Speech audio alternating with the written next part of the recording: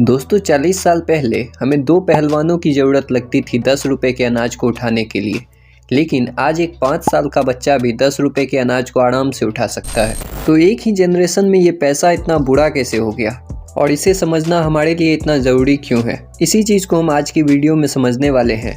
क्योंकि दोस्तों इमेजिन करो, दो दोस्त हैं, रमेश और सुरेश। दोनों अलग अलग कंट्री में रहते हैं, वहाँ जॉब करते हैं और अपनी लाइफ गुजारते हैं।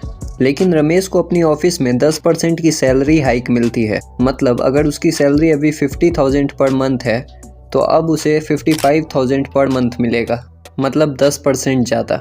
लेकिन पिछले साल उसकी कंट्री में इन्फ्लेशन यानी महंगाई 12% के रेट से ग्रो हुई है। अब दूसरी तरफ सुरेश एक दूसरी कंट्री में रहता है और उसकी सैलरी में उसे कोई भी इंक्रीमेंट नहीं मिलता है। मतलब उसकी सैलरी में एक भी रुपया बढ़ाया नहीं जाता है। लेकिन उसकी कंट्री में इन्फ्लेशन 0% रहता है। मतलब उस साल उसकी कंट्री में महंगाई बढ़ती ही नहीं है, जिसकी वजह से मार्केट में सब चीज़ों के दाम सेम रहते हैं।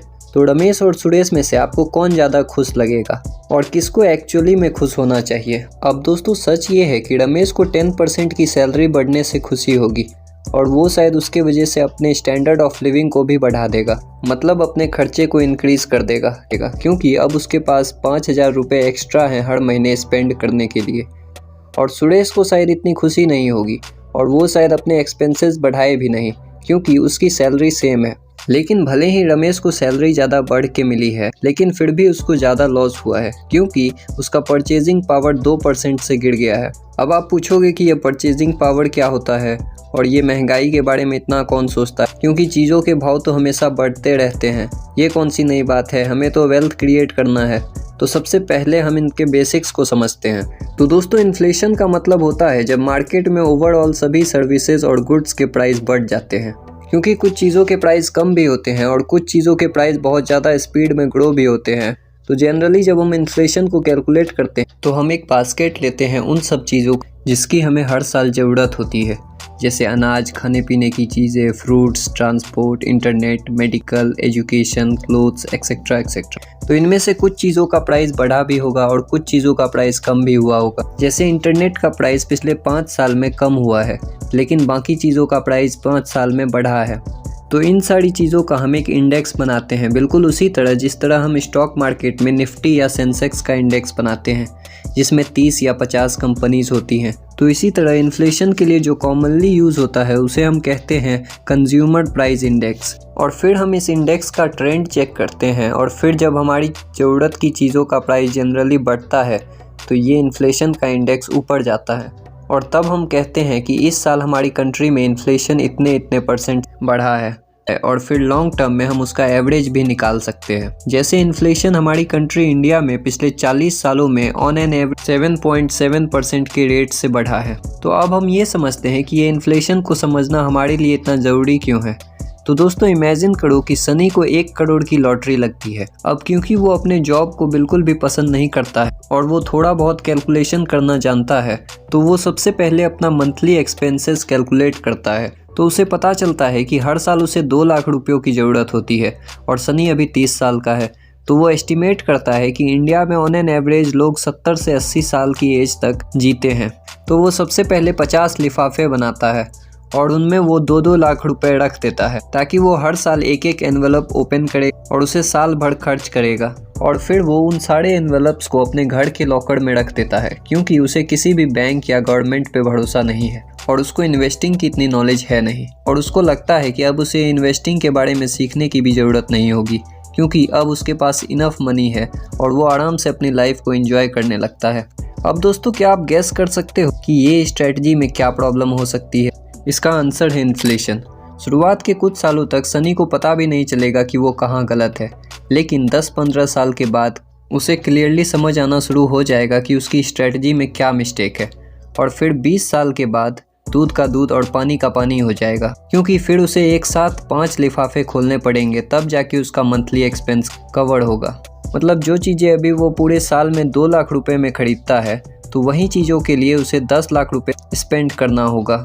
लेकिन सनी के लिए तब तक ऑलरेडी बहुत लेट हो चुका होगा, क्योंकि एक तो उसके पैसे टाइम से पहले ख़त्म हो चुके होंगे और सबसे डेंजरस चीज़ तो ये है वो ऐसे टाइम पे ख़त्म हो चुके होंगे जब वो 50 साल की एज का होगा, जब वो शायद कहीं पे काम करने के भी लायक नहीं होगा। तो वैसी ओल्ड एज में सनी को काफ़ी ज़्यादा डिफ़िकल्टीज फेस करनी पड़ सकती हैं।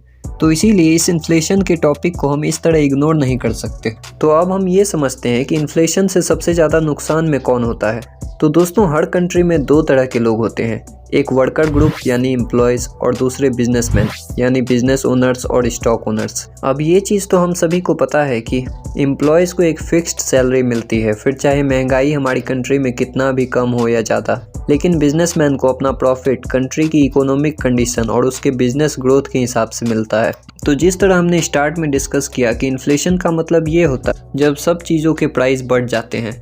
तो इन चीज़ों के प्राइस बढ़ा कौन रहा है? तो दोस्तों, इसका आंसर है बिजनेसमैन।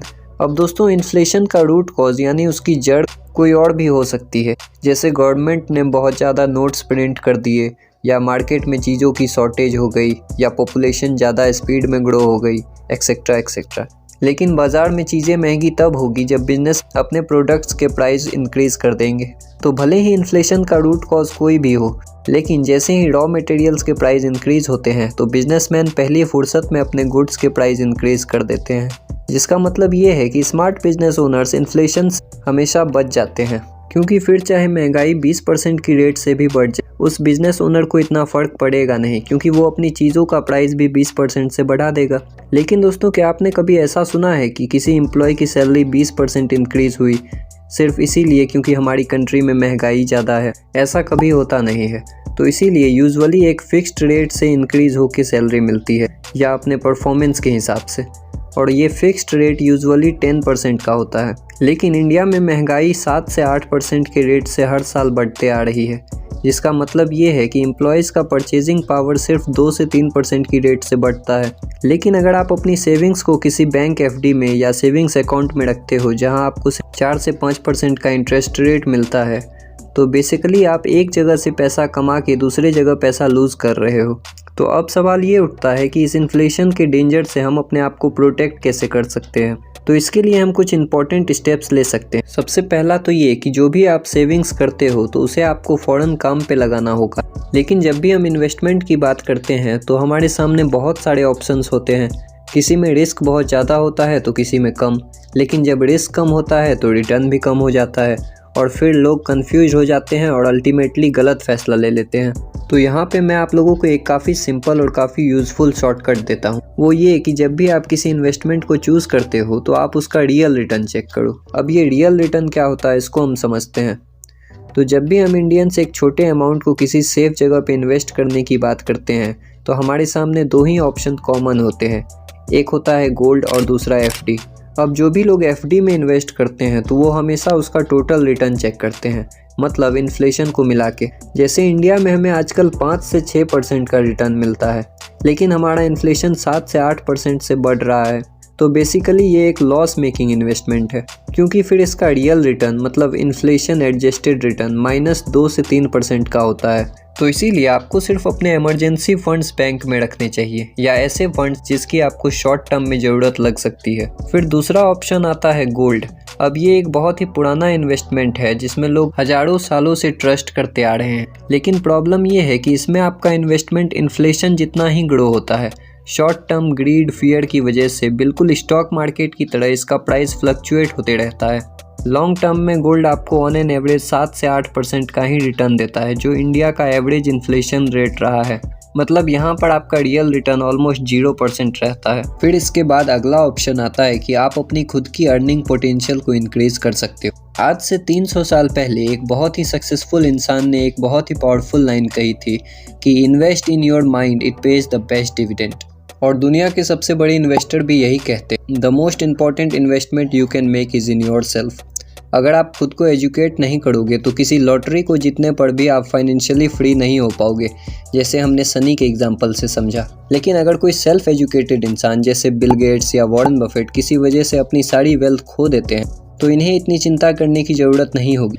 बिल गेट्स को माइक्रोसॉफ्ट के या किसी सॉफ्टवेयर कंपनी के या किसी हाईटेक कंपनी के बोर्ड ऑफ डायरेक्टर्स में आसानी से जगह मिल जाएगी, जहां वो अपने नॉलेज और एक्सपर्टीज़ के बेसिस पर उनको एडवाइस दे सकते हैं कि वो उस कंपनी को कैसे ग्रो करें, और उसके बदले में वो एक फ़ी चार्ज कर सकते हैं।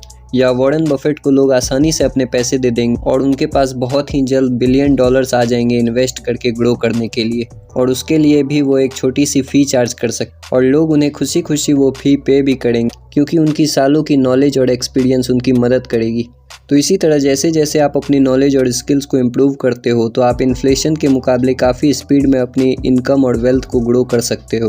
तो अगर आप कोई स्किल सीख लेते हो या किसी स्टडी का कोर्स लेते हो तो वो नॉलेज आपको कब काम आएगी ये आप एडवांस में सोच भी नहीं सकते। फिर दोस्तों इसके बाद अगला ऑप्शन आता है इक्विटीज़ यानी स्टॉक मार्केट और म्यूचुअल फंड। लेकिन प्रॉब्लम ये है कि लोगों को ये बहुत ही रिस्की लगता है।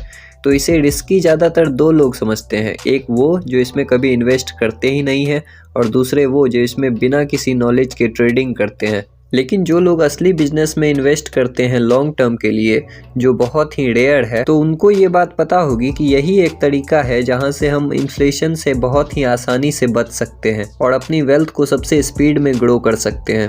क्योंकि जैसा हमने पहले ही डिस्कस किया कि जब इन्फ्लेशन लॉन्ग टर्म में ज़्यादा होता है तो इसका इफेक्ट सबसे पहले बिजनेस में ही रिफ्लेक्ट करता है, क्योंकि चीज़ों के प्राइस बढ़ते ही तब हैं जब बिजनेस में अपने गुड्स और चीज़ों के प्राइस इंक्रीज करते हैं। तो इसलिए जब भी आप किसी स्टॉक में इन्वेस्ट करना चाहते हो तो आप ये सोचो कि कौन से ऐसे बिजनेस हैं जो अपने प्रोडक्ट्स और सर्विस के प्राइस इन्फ्लेशन से भी ज़्यादा स्पीड में ग्रो कर सकते हैं या एटलीस्ट इन्फ्लेशन के रेट जितना इंक्रीज कर सकते हैं, जिसको हम इन्वेस्टिंग की लैंग्वेज में प्राइसिंग पावर कहते हैं। और अगर आपको इन्वेस्टिंग की इतनी नॉलेज नहीं है तो आप एटलीस्ट किसी म्यूचुअल फंड या इंडेक्स फंड में इन्वेस्ट कर सकते हो जो आपको लॉन्ग टर्म इन्फ्लेशन से काफ़ी अच्छा रिटर्न देता है। जैसे इंडिया का स्टॉक मार्केट इंडेक्स सेंसेक्स पिछले 40 सालों में 15% की रेट से ग्रो हुआ है और दूसरी तरफ इन्फ्लेशन ऑलमोस्ट 8% की रेट से ग्रो हुआ है। तो फाइनली मैं सिर्फ इतना ही कहूँगा कि कुछ लोग दिन रात मेहनत करके अपनी इनकम कमाते हैं। जैसे एक लेबर सुबह 8 बजे से लेकर शाम के 6 बजे तक काम करता है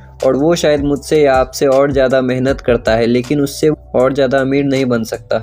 वो शायद और ज़्यादा गरीब होता रहेगा क्योंकि लेबर की वेजेज सबसे कम रेट से ग्रो होती है। इसीलिए काफ़ी बार आपने देखा होगा कि उन्हें स्ट्राइक पे जाना पड़ता है या गवर्नमेंट को मिनिमम वेज का कोई लॉ लेके आना पड़ता है ताकि उनकी कम नॉलेज का कोई फ़ायदा ना उठाए।